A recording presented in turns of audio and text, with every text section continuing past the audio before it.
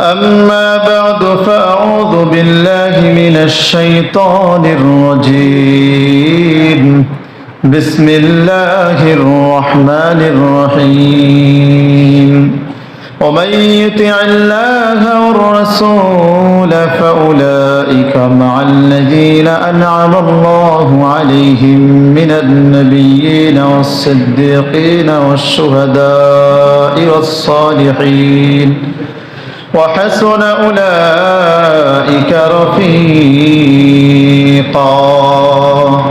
وقال النبي صلى الله عليه وسلم إذا دعا أحدكم فليبدأ بتمجيد ربه والثناء عليه ثم ليصلي على النبي صلى الله عليه وسلم. وقال تعالى إن الله وملائكته يصلون على النبي يا أيها الذين آمنوا صلوا عليه وسلموا تسليما. اللهم صل على محمد وعلى آل محمد كما صليت على إبراهيم وعلى آل إبراهيم إنك حميد مجيد. اللهم بارك على محمد وعلى آل محمد كما باركت على إبراهيم وعلى آل إبراهيم إنك حميد مجيد. সম্মানিত মুসল্লিয়ান কিরাম, আল্লাহ পাক রব্বুল আলামিনের দরবারে আমরা শুকরিয়া জ্ঞাপন করি যে মহান রব্বুল আলামিন আমাকে আপনাকে অত্যন্ত ভালোবেসে দয়া করে মায়া করে সাইয়্যিদুল আইয়াম জুমার দিন সাইয়্যিদুল মাকান আল্লাহর ঘর মসজিদে আসার বসার তৌফিক দান করেছেন এবং কিছু দ্বীনি আলোচনা করার এবং শোনার তৌফিক দান করেছেন। এজন্য আমরা সকলেই জোরে সোরে বলি আলহামদুলিল্লাহ। আলোচনা চলতেছিল সূরা ফাতিহার সংক্ষিপ্ত তাফসীর। তো সংক্ষিপ্ত তাফসীর করতে গিয়ে গত সপ্তাহে মাত্র এক আয়াত শেষ হয়েছিল না? তো ইনশাআল্লাহ আজকে চেষ্টা করব বাকি আয়াতগুলো তাফসীর শেষ করতে। ওমা তাওফীকি ইল্লা বিল্লাহ। আলোচনা চলতেছিল যে আল্লাহ রাব্বুল আলামিন এই সূরাটাকে আমাদের জন্য একটা অভিনন্দন পত্র হিসেবে দিয়েছেন। এটাকে তিন ভাগে ভাগ করেছেন। প্রথম ভাগ আল্লাহ তাআলার প্রশংসা, দ্বিতীয় ভাগ বান্দার পরিচয়, আর তৃতীয় ভাগ বান্দার দাবি দেওয়া। এবং এই সবগুলোই একমাত্র আল্লাহ রাব্বুল আলামিনের পক্ষ থেকেই তারই শিখানো বাক্যে আল্লাহ রাব্বুল আলামিন আমাদের জন্য এই সূরা ফাতিহা দান করেছেন। আল্লাহ তাআলা বলেন আলহামদুলিল্লাহি রাব্বিল আলামিন। জগৎ সমূহের প্রশংসা, জগৎ সমূহের সকল প্রশংসা জগৎ সমূহের প্রতিপালক আল্লাহ তাআলার জন্য। যখন বান্দা এটা পড়ে আলহামদুলিল্লাহি রাব্বিল আলামিন, প্রশ্ন হয় যে জগৎ সমূহের প্রতিপালক সেই মহান রবের আর কোনো গুণাগুণ আছে নাকি? তখন আমরা বলি আর রহমানির রহিম, যিনি পরম করুণাময় অতীব দয়ালু। রহমান এবং রহিম এই দুইটা শব্দই রহমাতুন মাজদার বা রহমাতুন শব্দ থেকে নির্গত হয়েছে। রহমাতুন শব্দের অর্থ হলো দয়া, অনুগ্রহ, আল্লাহ তাআলার পক্ষ থেকে ইহসান। আর এই দুইটা শব্দকেই আল্লাহ রাব্বুল আলামিনের জন্য আল্লাহ তাআলা যে দয়ালু, এই দুইটা শব্দই তার প্রমাণ বহন করে। কিন্তু এই দুই শব্দের মধ্যে একটু পার্থক্য আছে। পার্থক্য হলো রহমান শব্দটি তাফসীরের মধ্যে এসেছে। রহমান শব্দটি হলো যে রহমান দুনিয়ার যত মানুষ আছে, যত প্রাণী আছে, সমস্ত প্রাণীর জন্য আল্লাহ তাআলা রহমান। অর্থাৎ সেই মানুষ চাই মুসলমান হোক, চাই সে হিন্দু হোক, সে ইহুদি হোক, খ্রিস্টান হোক, সমস্ত মানুষ, প্রাণী বলতে আমরা যা বুঝি সমস্ত প্রাণী আল্লাহ তাআলার রহমতের অন্তর্ভুক্ত। কেউই আল্লাহ তাআলার এই রহমতের থেকে বঞ্চিত নয়। এই রহমান শব্দের উদ্দেশ্য এটা, অর্থাৎ সমস্ত প্রাণীকে আল্লাহ তাআলা এই রহমত দ্বারা শামিল করেছে। আরেকটি ব্যাখ্যা হলো যে রহমান শব্দের মাধ্যমে যে আল্লাহ তাআলা দুনিয়া এবং আখিরাত সমস্ত মানুষকে রহমত দ্বারা বেষ্টন করে নিয়েছেন। আর রহিম দ্বারা উদ্দেশ্য হলো শুধুমাত্র কাল কিয়ামতের ময়দানে আল্লাহ রাব্বুল আলামিন মুমিনদের জন্য রহিম হবেন, মুমিনদের জন্য শুধু দয়ালু হবেন। তাহলে দুটোর মধ্যে পার্থক্য হলো যে রহমান শব্দ দুনিয়ার সমস্ত মানুষ এই রহমতের অন্তর্ভুক্ত রহমত পাইবে, আর রহিম শব্দের মধ্যে শুধুমাত্র আল্লাহ তাআলা কাল কিয়ামতের ময়দানে আখিরাতে মুমিনদের জন্য দয়ালু হবেন, কাফেরদের জন্য দয়ালু হবেন না। আর এই দুনিয়ার মধ্যে আমরা দেখি যে যত মানুষ আছে সমস্ত মানুষই আল্লাহ তাআলা এই রহমতের অন্তর্ভুক্ত হচ্ছে, সবাই আল্লাহ তাআলা রহমত পাইতেছে। বরং আমরা দেখি যারা আল্লাহ তাআলার নাফরমান বান্দা, আল্লাহ তাআলাকে আল্লাহ বলে স্বীকার করে না, কাফের মুশরিকদেরকেই বরং আমরা দেখি তারা আমাদের চাইতে অনেক বেশি বেশি নিয়ামত প্রাপ্ত হয়ে আছে, ঠিক কিনা? তারা আমাদের চাইতে অনেক বেশি ধন সম্পদের অধিকারী। আবার দেখা যায় যে মুসলমানদের মধ্যেও কিছু মানুষ আছে যারা নেককার না, ভালো মানুষ না, বদকার। সমাজের মধ্যে দেখা যায় যে এদেরকে আল্লাহ তাআলা অনেক টাকা পয়সা দিয়ে দিচ্ছে, ঠিক না? তো এরকম যে এটা কেন, এই পার্থক্য কেন? উচিত তো ছিল যারা আল্লাহ তাআলার কাম করবে, যারা আল্লাহ তাআলার অনুগত হবে তাদেরকে আল্লাহ তাআলা সবকিছু দেবেন, ঠিক না? কিন্তু এই পার্থক্য কেন? এটা আমাদের বাস্তবতা আমরা দেখতেছি যে যারা একটু বদকার, যারা একটু খারাপ, তাদেরই দেখা যায় আল্লাহ তাআলা অনেক নাজ নিয়ামত দিয়ে রেখেছেন। কেন? তার কারণ হলো যে এই দুনিয়ার মূল্য আল্লাহ তাআলার কাছে একটুও নেই।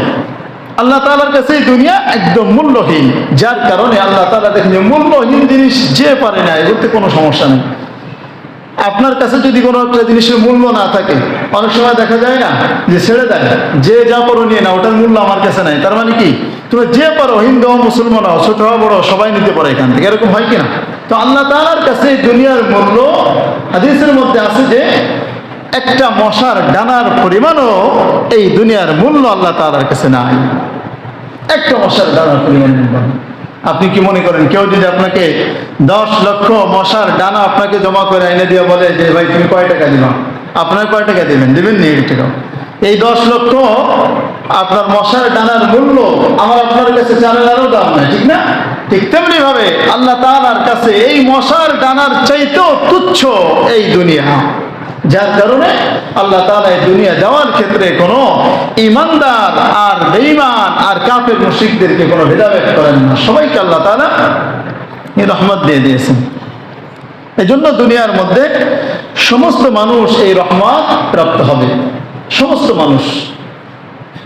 কিন্তু আখিরাতে একমাত্র রহিম হবেন আল্লাহ তাআলা মুমিনদের জন্য। আবার আরেক আয়াতে আল্লাহ তাআলা বলেন যে দুনিয়ায়ও আল্লাহ তাআলা মুমিনদের জন্য আলাদা হবে, তিনি হলেন রহিম। আল্লাহ তাআলা বলেন হুয়াল্লাযী ইউসাল্লি আলাইকুম ওয়া মালাইকাতুহু লিইখরিজাকুম মিনাজ যুলুমাতি ইলান নূর ওয়া কানা বিল মুমিনিনা রহিমা। যে আল্লাহ তাআলা মুমিনদের জন্য রহিম, চাই সেটা দুনিয়াতে হতে পারে, আবার কি আখিরাতে তো রহিম হবেনি। তো এই জন্য আল্লাহ তাআলা দুনিয়াতেও যে মুমিনদের জন্য রহিম হতে পারেন সেটা এই আয়াতটা সেটা দাবি বহন করে। ভাইরা আমার, এই হলো রহমান এবং রহিমের মধ্যে পার্থক্য। তাহলে রহমান হলো ব্যাপক আর রহিম হলো খাস। রহমান হলো রহমানের মধ্যে সমস্ত মানুষ, সমস্ত প্রাণী অন্তর্ভুক্ত, আর রহিমের মধ্যে মুমিনরা অন্তর্ভুক্ত। তো এই জন্য রহমতের আশা করতে হবে বেশি বেশি। ভাইরা আমার, আল্লাহ তাআলার রহমত ছাড়া কোনো কাজ করা সম্ভব নয়। আল্লাহ তাআলার রহমত ছাড়া জান্নাতেও আমরা যেতে পারবো না। অনেক আমল থাকবে, তারপরও আল্লাহ তাআলার রহমত ছাড়া জান্নাতে যাওয়া যাবে না। এজন্যই তো বনী ইসরাইলের এক ব্যক্তি 500 বছরের ইবাদত করেও সেই ইবাদতের বিনিময়ে আল্লাহ তাআলা তাকে জান্নাত দিবেন না, বরং আল্লাহ তাআলা তাকে জান্নাত দিবেন তার রহমতে। হাদিসের মধ্যে, বুখারী শরীফের মধ্যে এসেছে যে বনী ইসরাইলের এক ব্যক্তি আল্লাহ তাআলার কাছে দোয়া করেছে যে আল্লাহ তুমি আমাকে নির্ভেজাল ইবাদত করার একটা পরিবেশ করে দাও, যে যেখানে কোনো মানুষের কোনো সমাগম থাকবে না, ইবাদতে কোনো ব্যাঘাত ঘটবে না, দুনিয়ার কোনো এই ব্যবসা বাণিজ্য ইত্যাদি কোনো ঝামেলা থাকবে না, সুন্দর একটা পরিবেশ করে দাও। আল্লাহ তাআলা ব্যবস্থা করে দিয়েছেন। 500 বছর নির্ভেজাল ইবাদত করেছে, দোয়া করেছে আল্লাহ তুমি আমাকে মৃত্যু দিও সিজদা অবস্থায়। বলেন সুবহানাল্লাহ।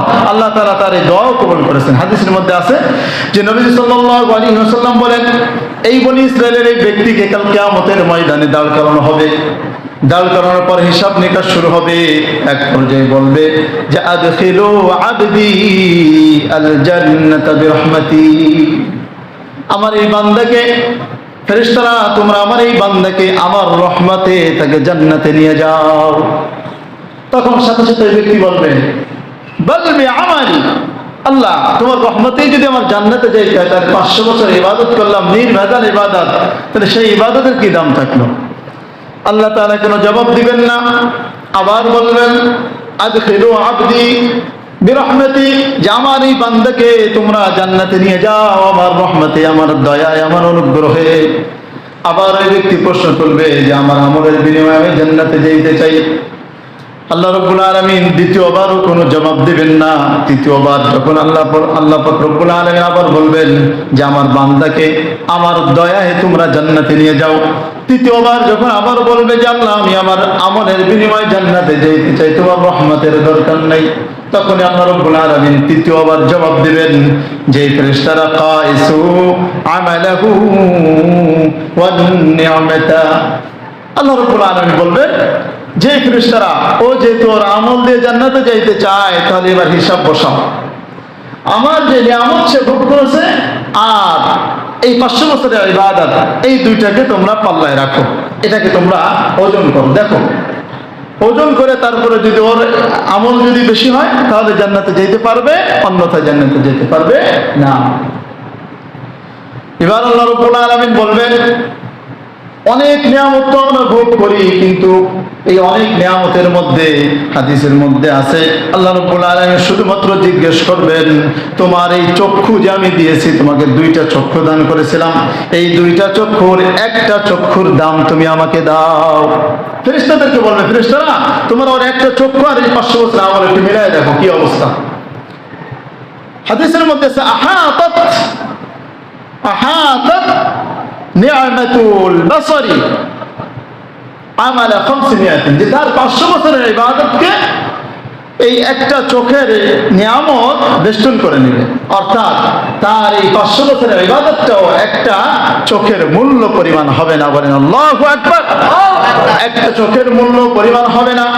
ফেরেশতারা বলবে আল্লাহ এর যে 500 বছরের ইবাদত, এই 500 বছরের ইবাদত দিয়েও তোমার এই চোখের মূল্য দেওয়া যাচ্ছে না। তখন ওই ব্যক্তিকে বলবে বান্দা তুমি বলো এবার তোমার যে 500 বছরের ইবাদত, নির্ভেজাল ইবাদত, এর মাধ্যমে তোমার একটা চোখের মূল্য হয় কিনা তুমিই বলো। ও দেখবে যে ঠিকই তো, আমার একটা চোখের যে নিয়ামত আমি ভোগ করেছি, আমার 500 বছরের ইবাদত সেই চোখের নিয়ামতের কাছে কিছুই না। এবার বলবে আল্লাহ বলবে ফেরেশতাদেরকে যে যাও আদখিলুহুন নার, আমার এই বান্দাকে তোমরা জাহান্নামে নিয়ে যাও। তখন বলবে আল্লাহ ভুল হয়ে গেছে।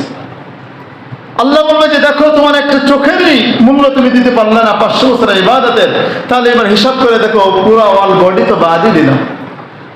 তোমার 2টা সুন্দর হাত দিয়েছি, তোমার 2টা পা দিয়েছি, তোমার সুন্দর একটা বডি দিয়েছি, তাই সব কিছুই তো আমার দান ছিল, সেগুলোর মূল্য দাও। সেগুলোর মূল্য দিবা তুমি কিভাবে? এগুলো বাদ দিলাম, তুমি যে 500 বছর ইবাদত করেছো, তোমার জন্য সাগরের মধ্যে লবণাক্ত পানির মধ্যে একটি পাহাড়ের চূড়ায় তোমার জন্য মিষ্টি পানির ব্যবস্থা করে দিয়েছে। হাদিসের মধ্যে আসছে আঙ্গুলের মতো এরকম সরু একটি ঝর্ণার পানির ব্যবস্থা করে দিয়েছেন, মিষ্টি পানি। আবার দৈনিক রাতে আল্লাহ রাব্বুল আলামিন তার জন্য একটা আনার গাছের ব্যবস্থা করে দিয়েছেন। সেই আনার গাছে প্রতি রাতে একটা একটা করে আনার আল্লাহ তাআলা দান করতেন। যে তুমি কয়েক টন তুমি পানি পান করেছো, তুমি আমার খাবার গ্রহণ করেছো, তারপরে তোমার যে ইবাদত যে তুমি করেছো, মান কাওয়াকা, যে তোমাকে কে এই শক্তি দিয়েছে, সেগুলোর দাম তুমি দাও। হাদিসের মধ্যে আছে যে মুসলমান আল্লাহ তাআলার কাছে দোয়া করতে হবে আল্লাহ তাআলা যেন আমাদের সকলকে বিনা হিসেবে জান্নাত দান করেন। বলেন আমিন। কারণ হাদিসের মধ্যে আছে ইযা নুকিশা উযিবা, যখন কোনো ব্যক্তির হিসাব নেওয়া শুরু হবে ওই ব্যক্তি হিসাব দিয়ে জান্নাতে যেতে পারবে না, শাস্তির সম্মুখীন হতেই হবে। হিসাব নেওয়া মানে ওই ব্যক্তি জান্নাতে যেতে পারবে না হিসাব দিয়ে। মুসলমান হাজিরিন, যখন প্রমাণিত হলো যে 500 বছরের ইবাদত তার একটি চোখের মূল্য নয়, বাকি নিয়ামত তো ধরাই রইল। তখন এই ব্যক্তি বলবে, আল্লাহ ভুল হয়ে গেছে, তোমার রহমতেই তুমি আমাকে জান্নাতে দান করো। আল্লাহ রাব্বুল আলামিন ফেরেশতাদেরকে বলবেন, যাও ফেরেশতারা, এবার আমার এই বান্দাকে তোমরা আমার রহমতে জান্নাত দান করো। বলেন সুবহানাল্লাহ। তাহলে কি বুঝলাম এই ঘটনার মাধ্যমে? যে আল্লাহ তাআলার রহমত ছাড়া জান্নাতে যাওয়া সম্ভব নয়। আর আল্লাহ তাআলার রহমত পাওয়া যাবে কিভাবে? আল্লাহ তাআলার আনুগত্য করার মাধ্যমে, ইবাদত করার মাধ্যমে। আল্লাহ তাআলার ইবাদত যে যত বেশি করবে, সে তত বেশি রহমতের আশা করতে পারবে। আর যার মধ্যে আল্লাহ তাআলার আনুগত্য নাই, আল্লাহ তাআলার ইবাদত যার মধ্যে নাই, যার মধ্যে আল্লাহ তাআলার নাফরমানি, ওই ব্যক্তির জন্য রহমতের আশা করাটাও বোকামি হয়ে যাবে। এজন্য আমরা আল্লাহ তাআলার কাছে বেশি বেশি রহমতের আশা করব। তো আল্লাহ রাব্বুল আলামিন বলেন, আর রহমানির রহিম। বান্দা যখন এটা পড়ে আর রহমানির রহিম, তখন প্রশ্ন হয় যে সেই আল্লাহর, সেই প্রভুর আর কোনো গুণাগুণ আছে কিনা, তার আর কোনো বড়ত্ব আছে কিনা? তখন আমরা বলি, মালিকি ইয়াউমিদ্দিন। তিনি হলেন ওই প্রভু যিনি বিচার দিবসের মালিক, কাল কিয়ামতের ময়দানে বিচার হবে, সেই দিনের মালিক হবেন কে? একমাত্র আল্লাহ রাব্বুল আলামিন। একমাত্র আল্লাহ রাব্বুল আলামিন সেই দিনের মালিক হবেন। সূরা ইনফিতারের মধ্যে আল্লাহ রাব্বুল আলামিন বলেন যে ইয়াউমুদ্দিন দ্বারা কি উদ্দেশ্য? দিনের অনেকগুলো অর্থ রয়েছে, তার মধ্যে এখানে উদ্দেশ্য হলো বিচার দিবস। আরো ব্যাখ্যা করে আল্লাহ রাব্বুল আলামিন ইনফিতারের মধ্যে বলেন, وما أدراك ما يوم الدين ثم ما أدراك ما يوم الدين। আল্লাহ তাআলা বলেন, প্রিয় রাসূল, ইয়াউমুদ্দিন বলতে কি বোঝো? ইয়াউমুদ্দিন সম্পর্কে তুমি জানো নাকি? আবার বলেন যে পুনরায় আল্লাহ রাব্বুল আলামিন আবার জিজ্ঞাসা করেন যে ইয়াউমুদ্দিন বলতে তুমি কি বোঝো? ইয়াউমুদ্দিন সম্পর্কে তুমি জানো নাকি? আবার আল্লাহ রাব্বুল আলামিন নিজে প্রশ্ন করে নিজে জবাব দেন, ইয়াউমা লা তামলিকু নাফসুন লিনাফসিন শাইআ ওয়াল আমরু ইয়াউমা ইযিল লিল্লাহ। বিচার দিবসের ওই দিন, যেই দিনে কোনো ব্যক্তির কোনো অধিকার রাখবে না, কেউ কারো কোনো জিনিসের মালিক হবে না, এবং ইয়াউমা লা তামলিকু নাফসুন লিনাফসিন শাইআ ওয়াল আমরু ইয়াউমা ইযিল লিল্লাহ। এবং সকল বিষয় একমাত্র হবে কার? চিল্লায়ে বলে আল্লাহ রাব্বুল আলামিন। একমাত্র আল্লাহ রাব্বুল আলামিনের জন্য হবে সব বিষয়, একমাত্র আল্লাহ তাআলার হাতে থাকবে। অন্য আয়াতে আল্লাহ বলেন, লিমানিল মুলকুল ইয়াউম, যে আজকের শাসন ক্ষমতা কার? লিল্লাহিল ওয়াহিদুল কাহ্হার। আল্লাহ রাব্বুল আলামিন আবার জবাব দিবেন, মহারাগে রাগান্বিত মহাপরাক্রমশালী একমাত্র আল্লাহ তাআলা। এই হলো ইয়াউমুদ্দিন, বিচার দিবস। এজন্য মুসলমান হাজির আমাদের জন্য উচিত হবে সেই বিচার দিবসের কথা স্মরণ করে কোরআন সুন্নাহ অনুযায়ী জীবন গড়ে আমরা কাল কিয়ামতের ময়দানে উপস্থিত হব। বিচার দিবসের দিন যেন আমরা বিচারের আওতায় না আসি। আমাদেরকে যেন আল্লাহ রাব্বুল আলামিন আমাদের সবাইকে যেন বিনা হিসাবে জান্নাত দান করেন, বলেন আমিন। এই গেল আল্লাহ তাআলার প্রশংসা, আল্লাহ তাআলার বড়ত্ব বর্ণনা করা। তিনটে ভাগ করা হয়েছিল। প্রথম ভাগ যে আল্লাহ তাআলার প্রশংসা সম্পর্কে, দ্বিতীয় ভাগ শুরু হবে যে বান্দার পরিচয়, আর সেই পরিচয়টা দেব কিভাবে? আল্লাহ তাআলার শিখানো বাক্যে। আল্লাহ তাআলা বলেন, ইয়াকা না'বুদু ওয়া ইয়াকা নাস্তাঈন। বান্দা যখন আল্লাহ তাআলার প্রশংসা করে, আল্লাহ তাআলার যখন গুণাগুণ বর্ণনা করে, আল্লাহ তাআলার বড়ত্ব বর্ণনা করলো, তখন প্রশ্ন হয় যে সেই তোমরা যে আল্লাহ তাআলার প্রশংসা বর্ণনা করলে, তোমাদের পরিচয় কি? তোমরা কারা? তোমাদের পরিচয় কি? এবার হলো পরিচয়ের পালা। আমরা পরিচয় দিই এভাবে, ইয়াকা না'বুদু ওয়া ইয়াকা নাস্তাঈন, যে আমরা কেবলমাত্র শুধুমাত্র একমাত্র তোমারই ইবাদত করি। ওয়া ইয়াকা নাস্তাঈন, এবং শুধুমাত্র তোমার কাছে আমরা সাহায্য চাই। একমাত্র তোমার কাছে আমরা সাহায্য চাই, তোমারই ইবাদত করি। তাহলে আমাদের পরিচয় কি? আমাদের পরিচয় হলো আমরা আল্লাহ তাআলার গোলাম। আল্লাহ তাআলা এবং আমাদের মাঝে সম্পর্ক কি? গোলাম এবং মনিবের সম্পর্ক। আল্লাহ তাআলা এবং আমাদের মাঝে সম্পর্ক হলো গোলাম এবং মালিকের সম্পর্ক। তো আমাদের পরিচয় হয়ে গেল এর মাধ্যমে যে ইয়াকা না'বুদু ওয়া ইয়াকা নাস্তাঈন, আমরা তোমার ইবাদত করি, তোমার কাছে কেবলমাত্র সাহায্য চাই। অতএব ইবাদত করতে হবে কার জন্য? একমাত্র আল্লাহ তাআলার জন্য। আর এই জন্যই আল্লাহ তাআলা আমাদেরকে সৃষ্টি করেছেন, একমাত্র ইবাদতের জন্যই আল্লাহ তাআলা আমাদেরকে সৃষ্টি করেছেন। আল্লাহ তাআলা বলেন, ওয়া মা খালাকাতুল জিন্না ওয়াল ইনসা ইল্লা লিয়া'বুদুন, আমি জিন এবং ইনসানকে, আমি মানুষ এবং জিনদেরকে কেবলমাত্র শুধুমাত্র সৃষ্টি করেছি আমি আল্লাহর ইবাদত করার জন্য, আর কোনো উদ্দেশ্য নয়। একমাত্র কিসের জন্য ভাই? আল্লাহ তাআলার ইবাদতের জন্য আল্লাহ তাআলা আমাদেরকে সৃষ্টি করেছেন। অতএব মুসলমান হাজিরিন, এই একটা কথার মধ্যে যে আল্লাহ তাআলা আমাদেরকে ইবাদতের জন্য সৃষ্টি করেছেন, এই ইবাদতের মধ্যে সব কিছুই কিন্তু আমাদের এসে যায়। নামাজ, রোজা, হজ, যাকাত, তাসবিহ, তাহলিল, জিকির, আজকার, হারাম হালাল বেঁচে চলা, তারপরে মা বাবার খিদমত করা, মানুষকে না ঠকানো, এই সব ধরনের ইবাদত এই এক কথার মধ্যেই চলে আসে যে আমরা একমাত্র কার ইবাদত করব? একমাত্র আল্লাহ তাআলার ইবাদত করব। আল্লাহ তাআলার সন্তুষ্টির জন্য, আল্লাহ তাআলা সন্তুষ্টির জন্য আল্লাহ রব্বুল আলামিনের যত পছন্দনীয় যত কাজ আছে, যত আদেশ আছে, সবগুলো বিনা দ্বিধায় মেনে নেওয়ার নামই হলো ইবাদত। অতএব আমরা যে আল্লাহ তাআলার ইবাদত করব, এটা একমাত্র কার জন্য ভাই? আল্লাহ তাআলার সন্তুষ্টির জন্য। আর কার উপকারের জন্য? আমার নিজের উপকারের জন্য। এর উপরে আল্লাহ রাব্বুল আলামিনের কাছে আমরা আমাদের দাবি দাওয়া পেশ করব যে আমরা, আল্লাহ তাআলা বুঝাতে চান যে তুমি আমার প্রশংসা করেছো, আমার বড়ত্ব বর্ণনা করেছো, আবার তোমার পরিচয় দিয়েছো যে তোমার আমার মধ্যে সম্পর্ক হলো কিসের? গোলাম এবং মনিবের সম্পর্ক। কারণ কোন ব্যক্তির সঙ্গে যদি সম্পর্কটা যদি না থাকে, তার কাছে কি চাওয়া যায়? আরে কথা বলেন, অপরিচিত কোনো ব্যক্তির কাছে চাওয়া যায় না, আর অপরিচিত কোনো ব্যক্তির কাছে চাইলেও আপনাকে দিবেও না। সেই জন্য আল্লাহ তাআলার মাঝে আমাদের মাঝে সম্পর্ক হলো গোলাম এবং মনিবের সম্পর্ক। যে আল্লাহ তুমি আমাদের মনিব, আমরা তোমার গোলাম, অতএব তোমার কাছেই চাই, তুমি আমাদেরকে দিবা। আর আল্লাহ তাআলা যেহেতু মনিব, তার গোলামদেরকে ছাড়া আর কাদেরকে দিবেন?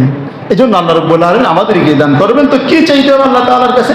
সেটা আল্লাহ রাব্বুল আলামিন আমাদেরকে শিখিয়ে দিচ্ছেন যে আমাদের জন্য কোনটা জরুরি, সবচাইতে ইম্পর্টেন্ট যেটা, সবচাইতে গুরুত্বপূর্ণ যেটা, সেটাই আল্লাহ তাআলা আমাদেরকে শিক্ষা দিচ্ছেন। ইহদিনাস সিরাতাল মুস্তাকিম সিরাতাল্লাযীনা আন'আমতা আলাইহিম গায়রিল মাগদুবি আলাইহিম ওয়ালাদ-দাল্লিন। আমরা আল্লাহ তাআলার শিখানো বাক্যে আল্লাহ তাআলার কাছে এবার আমাদের দাবি পেশ করতেছি যে আল্লাহ ইহদিনাস সিরাতাল মুস্তাকিম, তুমি আমাদেরকে সিরাতাল মুস্তাকিমের পথ দেখাও, সোজা রাস্তার পথ দেখাও। সিরাতাল মুস্তাকিমের অর্থ হলো সোজা রাস্তা, সোজা পথ। আল্লাহ রাব্বুল আলামিন সমস্ত মানুষকে সৃষ্টি করে, সমস্ত মানুষকে আল্লাহ রাব্বুল আলামিন সৃষ্টি করে তাদের সামনে দুইটা পথ সামনে দিয়েছেন, একটা হলো ভালো পথ, একটা হলো খারাপ পথ। আল্লাহ রাব্বুল আলামিন বুঝিয়ে দিয়েছেন যে বান্দা, তোমরা যদি এই ক্ষণস্থায়ী জীবন তোমাদেরকে দিয়েছে, দুনিয়ার জীবন ক্ষণস্থায়ী, এই দুনিয়ার জীবন ক্ষণস্থায়ী জীবন থেকে পার করে যখন তোমরা আমার চিরস্থায়ী জান্নাতে আসতে যাইবা, তাহলে তোমরা ওই যে ভালো এবং খারাপের মধ্যে ভালো যে পথটা, সেটা যদি তোমরা গ্রহণ করতে পারো, আর সেটা হলো সিরাতাল মুস্তাকিম। এই সিরাতাল মুস্তাকিম যদি তোমরা অনুসরণ করতে পারো, তাহলে দুনিয়ার ক্ষণস্থায়ী জীবন পার করে তোমরা চিরস্থায়ী জান্নাতের মধ্যে থাকতে পারবা। বলেন সুবহানাল্লাহ। আল্লাহ রাব্বুল আলামিন আমাদেরকে শিক্ষা দিচ্ছেন যে তোমরা আমার কাছে এইভাবে চাও। তা আমরা আল্লাহ তাআলার কাছে দাবি পেশ করতেছি, আল্লাহ তুমি আমাদেরকে সিরাতাল মুস্তাকিম দান করো, সোজা রাস্তা আমাদেরকে দান করো। অর্থাৎ সেই সোজা রাস্তা কি? যে সিরাতাল্লাযীনা আন'আমতা আলাইহিম, যে সেই সোজা রাস্তা হলো যে আপনার অনুগ্রহপ্রাপ্ত বান্দাদের রাস্তা, তাদের পথে আমাদেরকে চালাও। গায়রিল মাগদুবি আলাইহিম ওয়ালাদ-দাল্লিন, তাদের পথ ব্যতীত যারা অভিশপ্ত, যারা পথভ্রষ্ট, যারা মূর্খ, তাদের পথ ব্যতীত যারা পুরস্কার প্রাপ্ত, তাদের পথ তুমি আমাদেরকে দেখাও, তাদের পথ তুমি আমাদেরকে দেখো। আল্লাহ রাব্বুল আলামিন এইভাবে আমাদেরকে শিক্ষা দিচ্ছেন। তো এই যে সিরাতাল মুস্তাকিম, আসলে এটা সোজা পথ কি? এটা তো আমরা নামে বুঝলাম, সিরাতাল মুস্তাকিমের শাব্দিক অর্থ হলো সোজা পথ। আসলে সোজা পথটা কি, এটা আমাদের বুঝতে হবে। আর এই সোজা পথটা দেওয়ার দায়িত্ব, আমাদেরকে দেখানোর দায়িত্ব আল্লাহ তাআলা নিয়ে নিয়েছেন। সোজা পথটা দেখানোর দায়িত্ব কে নিয়েছেন? একমাত্র আল্লাহ তাআলা। সূরা নাহলের মধ্যে আল্লাহ তাআলা বলেন, ওয়া আলাল্লাহি কসদুস সাবিলি ওয়া মিনহা জাইল ওয়ালাউ শাআ লাহাদাকুম সিরাতাম মুস্তাকিম। আল্লাহ তাআলা বলেন যে আমি আমার দায়িত্ব হলো, আমার উপর আমি দায়িত্ব নিয়ে নিয়েছি যে আমার বান্দাকে সিরাতাম মুস্তাকিম, সোজা রাস্তার পথ দেখানো। সোজা রাস্তার পথ দেখানোর দায়িত্ব কে নিয়েছেন ভাই? একমাত্র আল্লাহ রাব্বুল আলামিন দিয়েছেন। এখন সোজা রাস্তা কি? আল্লাহ তাআলা অন্য আয়াতে বলে দিয়েছেন সোজা রাস্তা হলো ওয়া নিয়াবুদুনি হাযা সিরাতুম মুস্তাকিম। তোমরা আমার বান্দা, তোমরা আমারই কেবলমাত্র ইবাদত করবা, আমারই আনুগত্য করবা, এটাই হলো হাযা সিরাতুল মুস্তাকিম, এটাই হলো সোজা রাস্তা, এটাই হলো সোজা পথ। তাহলে আল্লাহ তাআলার ইবাদত করাটাই হলো কি? সিরাতুল মুস্তাকিম, সোজা রাস্তা। অতএব আমরা যদি আল্লাহ তাআলার ইবাদত যদি করতে পারি, আল্লাহ তাআলার ইবাদত যদি পরিপূর্ণরূপে করতে পারি, তাহলেই আমরা সিরাতুল মুস্তাকিমের উপর আছি বলে আমরা নিজেদেরকে অন্তর্ভুক্ত মনে করতে পারি। তো ভাইয়েরা আমার, কোরআন বলেছে প্রতিটি জিনিস তার সৃষ্টি শুরু থেকে তার মধ্যে চারটি জিনিসের চারটি স্তর রয়েছে। একটা হলো আল্লাহ রাব্বুল আলামিন প্রথমে সৃষ্টি করেন, এরপর আল্লাহ রাব্বুল আলামিন তার সবকিছু পরিমিত দান করেন, সাজিয়ে দেন, এরপর আল্লাহ তাআলা পরিমিত দান করেন। সর্বশেষ যেটা, এই চারটার মধ্যে সর্বশেষ যেটা, সেটা আল্লাহ তাআলা হিদায়াত দান করেন। সবাইকে কি দান করেন? হিদায়াত দান করেন। সৃষ্টিগতভাবে প্রত্যেক ব্যক্তি তার ফিতরাতের উপর সে জন্মগ্রহণ করে। হাদিসের মধ্যে রাসূল সাল্লাল্লাহু আলাইহি ওয়াসাল্লাম বলেন, কুল্লু মাউলুদিন ইউলাদু আলাল ফিতরাতি, প্রত্যেক নবজাতক তার ফিতরাতের উপর অর্থাৎ ইসলামের উপর ওই ব্যক্তি জন্মগ্রহণ করে। কিন্তু জন্মগ্রহণ করার পর তার মা, তার বাবা তাকে ইহুদি বানায়, তার মাতা পিতা তাকে খ্রিস্টান বানায়, তার মাতা পিতা তাকে অগ্নি পূজক বানায়, তার মাতা পিতা তাকে মুশরিক বানায়, মূর্তি পূজক বানিয়ে দেয়। এজন্য সিরাতাম মুস্তাকিম, যে আল্লাহ রাব্বুল আলামিন আমাদেরকে হিদায়াত দান করেন, এই চারটি স্তরের মধ্যে সর্বশেষ স্তর হলো হিদায়াত দান করে আমাদেরকে ছেড়ে দেন। কিন্তু আল্লাহ তাআলা আমাদেরকে স্বাধীনতা দিয়ে দেন যে তোমার সামনে দুইটা পথ, যেটা তুমি পারো গ্রহণ করো। যদি তুমি ভালোটা গ্রহণ করো তাহলে তুমি জান্নাতে যেতে পারবা, যদি খারাপটা গ্রহণ করো তাহলে তোমার জন্য জাহান্নাম রয়েছে। এই স্বাধীনতা আল্লাহ রাব্বুল আলামিন আমাদেরকে দিয়ে দিয়েছেন। অতএব ভাইরা আমার, হিদায়াত অনেক গুরুত্বপূর্ণ একটা বিষয়, অনেক দামি জিনিস। কোন ব্যক্তির দুনিয়ার সব কিছু আছে, সব কিছু থাকা সত্ত্বেও কিন্তু তার মধ্যে ঈমানটা নাই, তার মধ্যে হিদায়াত নাই, কোরআন সামনে আসলে সে গ্রহণ করতে পারে না, ওই ব্যক্তির মতো দেউলিয়া আর কেউ হবে না, ওই ব্যক্তির মতো গোটা পৃথিবীতে আর কেউ নেই। অতএব মুসলমান হাজিরিন, যদি কোনো ব্যক্তির দুনিয়ার কোনো কিছু নাও থাকে কিন্তু হিদায়াত তার কপালে থাকে, সে কোরআন সুন্নাহ অনুযায়ী জীবন পরিচালনা করতে পারে, আল্লাহ তাআলার গোলামি যদি সে সুন্দরভাবে করতে পারে, তাহলে ওই ব্যক্তির দুনিয়ার কিছু না থাকা সত্ত্বেও কাল কিয়ামতের ময়দানে ওই ব্যক্তি হবে সম্রাটের উপর সম্রাট। আল্লাহু আকবার। এজন্য মুসলমান হাজিরিন, হিদায়াত অনেক গুরুত্বপূর্ণ বিষয়, অনেক গুরুত্বপূর্ণ একটা নিয়ামত। কারণ আল্লাহ রাব্বুল আলামিন কাল কিয়ামতের ময়দানে জিজ্ঞাসা করবেন, ألم نجعل له عينين ولسانا وشفتين وهديناه النجدين। আল্লাহ রাব্বুল আলামিন জিজ্ঞাসা করবেন যে আমি কি তোমাকে দুইটা চক্ষু দেই নাই, তোমাকে কি আমি জবান দান করি নাই? আবার বলবেন যে তোমাদেরকে কি আমি দুইটা রাস্তার পথ দেখাই নাই? যে দুইটা রাস্তার পথ কি তোমাদেরকে দেখাই নাই? যে এই রাস্তা এরকম, এই রাস্তা এরকম, এই রাস্তা সাদা, এই রাস্তা কালা, তুমি কি দেখো নি? তোমার সামনে সবকিছু স্পষ্ট ছিল, তাহলে কেন গ্রহণ করলে না? তখন আমাদের কি জবাব থাকবে ভাইরা আমার? এজন্য আমাদেরকে আল্লাহ রাব্বুল আলামিন শিক্ষা দিচ্ছেন যে বান্দা, তুমি বা তোমরা আমার কাছে চাও সিরাতাম মুস্তাকিম, হিদায়াতের পথ চাও, সরল সঠিক পথ তোমরা আমার কাছে চাও। তোমরা যদি আমার কাছে চাও, আমি তোমাদের দোয়া কবুল করব। ভাইরা আমার, সিরাতাম মুস্তাকিমের ব্যাখ্যা দিয়ে আল্লাহ রাব্বুল আলামিন বলেন, সিরাতাম মুস্তাকিম সিরাতাল্লাযীনা আন'আমতা আলাইহিম, যে তাদের পথ যাদেরকে তুমি অনুগ্রহ দান করেছো, যাদেরকে তুমি পুরস্কৃত করেছো। সিরাতাল্লাযীনা আন'আমতা আলাইহিম, এই পুরস্কৃত ব্যক্তিরা আবার কারা? পুরস্কৃত ব্যক্তি কারা? তাদেরকে তো আমাদের চিনতে হবে। আল্লাহ তাআলার কাছে আমরা দোয়া করতেছি যে আল্লাহ তুমি আমাদেরকে সরল পথ দেখাও, এবং তাদের পথ যারা নিয়ামত প্রাপ্ত হয়েছে, অর্থাৎ নিয়ামত প্রাপ্ত বান্দাদের পথের মতো পথ আমাদেরকে দেখাও। এখন তারা কারা?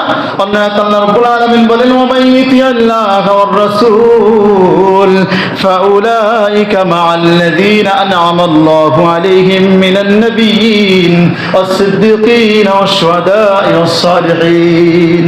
পুরস্কার প্রাপ্ত বান্দা হলো আল্লাহ রাব্বুল আলামিন বলেন যে পুরস্কারপ্রাপ্ত বান্দাদের হলো 4 শ্রেণী। কয় শ্রেণী ভাই?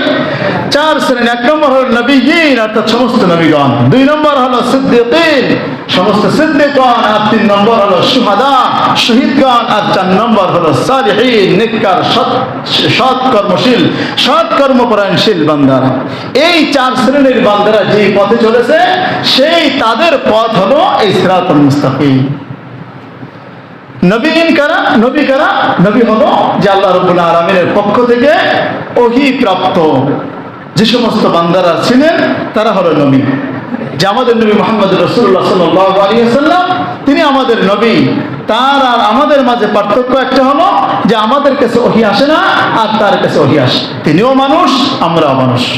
এটা আমার কথা না, আল্লাহ রাব্বুল আলামিন বলেন, কুল ইন্নামা আনা বাশারুম মিসলুকুম ইউহা ইলাইয়া আন্নামা ইলাহুকুম ইলাহুন ওয়াহিদ। যে আমি, আল্লাহ রাব্বুল আলামিন বলতেছেন, নবী আপনি বলে দিন যে ইন্নামা আনা বাশারুম মিসলুকুম, যে আমি তোমাদের মতোই একজন মানুষ।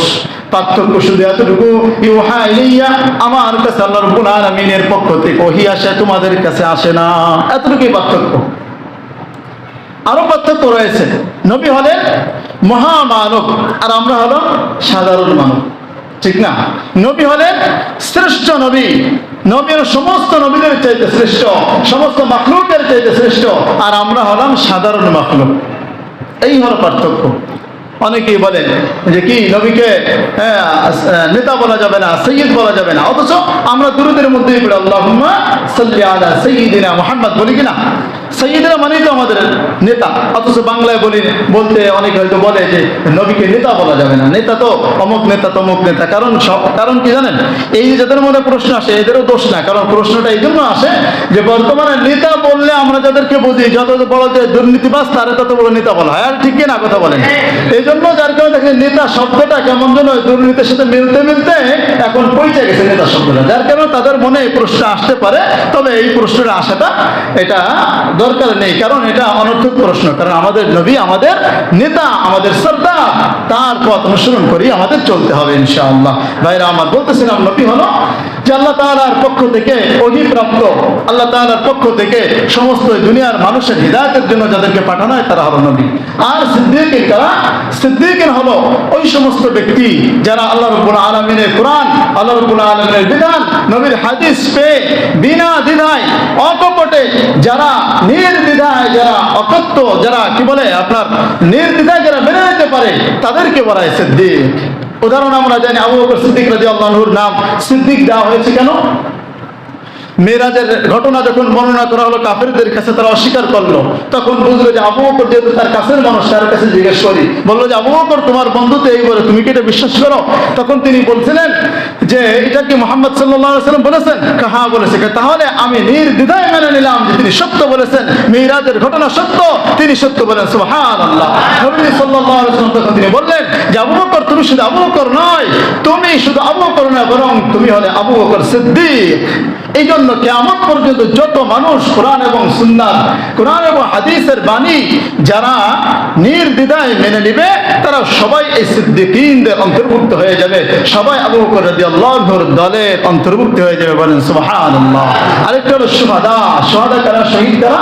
শহীদ হলো ওই সমস্ত ব্যক্তি যারা এই কোরআন সুন্নাহর বাণী, ইসলামের সঠিক বাণীটা যারা স্বীকারোক্তি দিয়েছে, যারা সাক্ষ্য দিয়েছে, এবং এই সাক্ষ্য দিতে দিতে এক পর্যায়ে তাদের জান মাল খরচ করে, এক পর্যায়ে তারা এই কোরআন সুন্নাহর জন্য, হকের জন্য নিজের জীবনটা পর্যন্ত বিলিয়ে দিয়েছে, তারা হলেন শহীদ, তারা হলেন শুহাদা।